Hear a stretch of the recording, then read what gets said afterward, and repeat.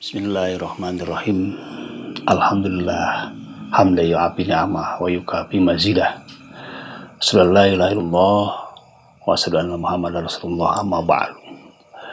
Pemirsa yang dirahmati Allah, baiklah kita lanjut pada kajian tafsir masih seputar surat Al-Fatihah.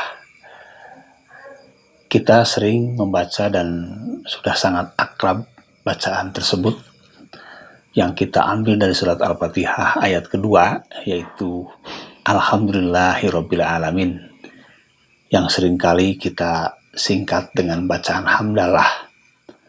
Alhamdulillahirabbil alamin artinya adalah segala puji bagi Allah yang mengurus sekalian alam. Ihwatul iman, kalau kita perhatikan Alhamdulillahirabbil alamin, kita bisa secara rinci memberikan makna bagi setiap lafaz yang ada pada ayat itu. Yang pertama adalah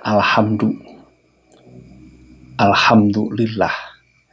Alhamdu itu artinya pujian. Lalu ketika kita sebut alhamdulillah, maka maknanya menjadi bertambah, segala pujian hanya milik Allah. Di dalam ungkapan bahasa Arab setidaknya kita mengenal dua sebutan tentang pujian. Ada yang disebut alhamdu dan juga ada yang dikatakan al-madhu. Kalau alhamdu itu adalah pujian atas hasil karya seseorang, atas hasil upaya jerih payah siapapun yang kita puji, kemudian sesuatu itu memang bermanfaat atau bahkan melahirkan suatu hal yang baik, maka kita memuji yang bersangkutan dan pujian itu disebut dengan alhamdu. Ada orang yang bisa berkarya membuat sesuatu misalnya dengan kemampuan olah tangannya atau dengan kemampuan-kemampuan lain yang kemudian bisa menarik perhatian orang banyak, maka setiap orang memuji kepadanya, itu disebut dengan alhamdu. Tapi ada juga pujian dalam bahasa Arab itu dengan menggunakan kata al-madhu. Al-madhu juga pujian, tapi kalau al-madhu itu pujian yang sifatnya sesuatu yang sudah ada, sesuatu yang sifatnya bawaan. Seseorang dipuji karena cantik, seseorang dipuji karena tampan, seseorang dipuji karena misalnya rambutnya ikal dan lain sebagainya, tinggi atau pendek atau gagah atau apapun. Itu pujian itu adalah pujian yang disebut dengan al-madhu, bukan alhamdu. Kenapa? Karena pujian itu ditujukan kepada sesuatu yang memang sudah ada dan bukan diciptakan oleh yang bersangkutan. Dan sebetulnya untuk pujian yang kedua ini, pujian yang tidak harus menjadi kebanggaan siapapun yang mendapat pujian. Karena seperti kecantikan, ketampanan itu kan bukan yang bersangkutan yang bikin. Okelah, itulah makna dari dua ungkapan yang seringkali kita secara sepintas mengartikannya sama, yaitu pujian.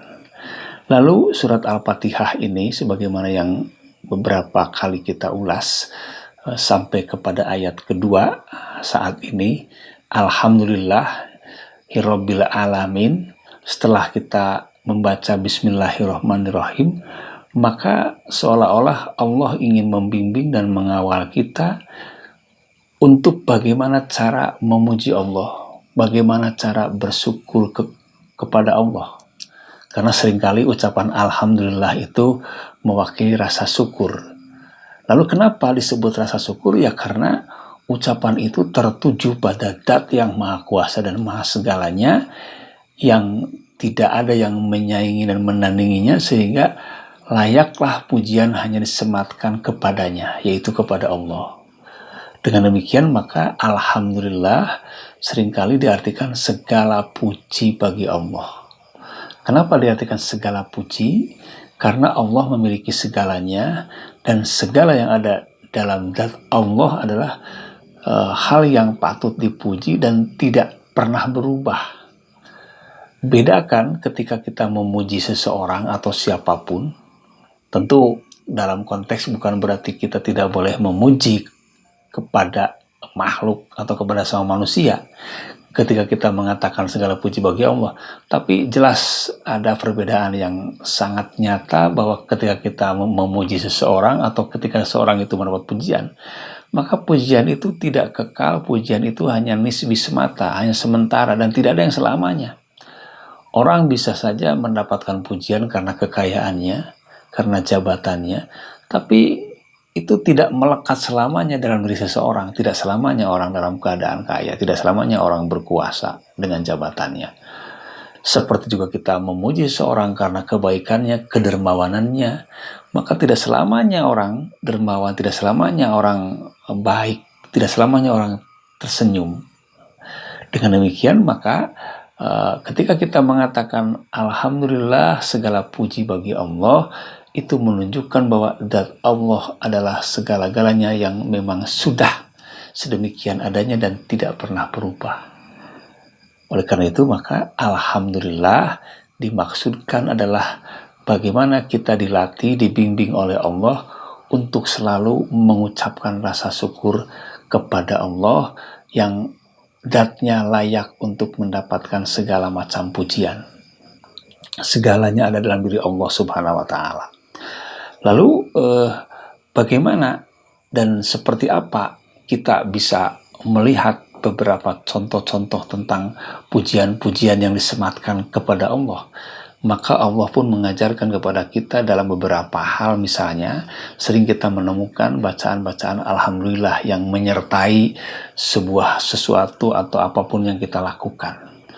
Misalnya ada bacaan-bacaan yang diawali dengan Alhamdulillah ketika kita mau berceramah, atau ketika kita selesai makan, atau ketika kita bangun tidur, dan sedemikian banyak juga bimbingan-bimbingan didikan yang mengajarkan agar selalu kita terus ingat dan memuji kepada Allah.